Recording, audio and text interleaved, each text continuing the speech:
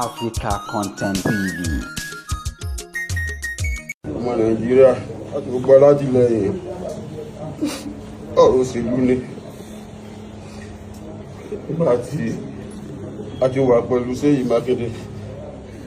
àti 2015 àkọ́tẹ́sì àwọlé nígbà tó di 2019 àpàdà kọ́tẹ́sì wọlé ọlọ́run kò kọjá olùgbò yọ wọlé àṣejọba yẹn lọ nígbà tó di tíṣà yẹn tẹnu bodò àtòpadà elect yẹn ní 2023 ọlọ́run sì tó ṣe àmì àwọlé so ṣàìdé ni ó pe ọ̀gá wa Alhaji Mukaila Lamidi láàrin pé iṣẹ́ ti yàtọ̀ àwọn tíkẹ́ẹ̀tì kan wà tí àwọn kò kún iṣẹ́ tẹ́lẹ̀ sí rẹ̀ tíkẹ́ẹ̀tì ẹyọ kan ni à ń já fún ọkọ̀ kan ẹni mọ́tò wá ń rí tíkẹ́ẹ̀tì yóò gbà mo wá kú tíkẹ́ẹ̀tì dé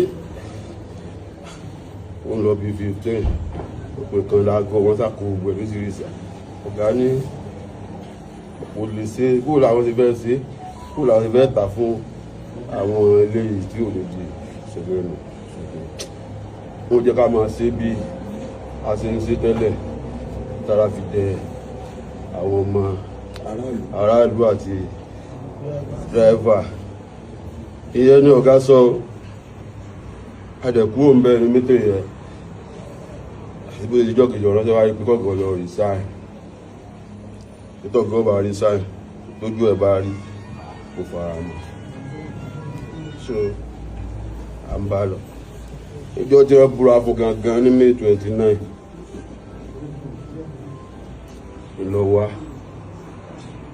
à ń ṣe àjọyọ̀ yìí pé àwọlé gómìnà àdáná sí gbogbo àti pátí lọ́wọ́ ní akó ògùndé wọ́n jẹ́ bá ọgbẹ́ fi ìtẹ̀jẹ̀ ní hòtẹ́ẹ̀lì ọ̀gá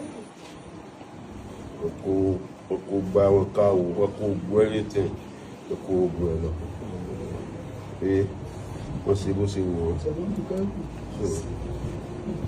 àgbà ọkàlùkù parí ẹ̀ lọ wọ́n gbéjọba fún sẹ́kítírì ọ̀gá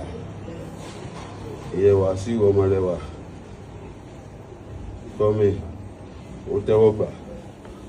gbogbo àwọn bíráàsì yòókù àtàwọn tájọ́ ṣiṣẹ́ wọ́n tẹ̀lé lọ gbé mi dúró nígbà tó ga ọ̀ lọ nínú ò lè bá wọn ṣiṣẹ́ o àdọ̀lọ́ lé wa títí wọ́n padà àrẹ́sì ọ̀gá ẹ̀ wọ́n ti mọ́lé ní ọdún mẹ́ta sẹ́yìn àwa náà wá lù kó kálukú bá tiẹ̀ lọ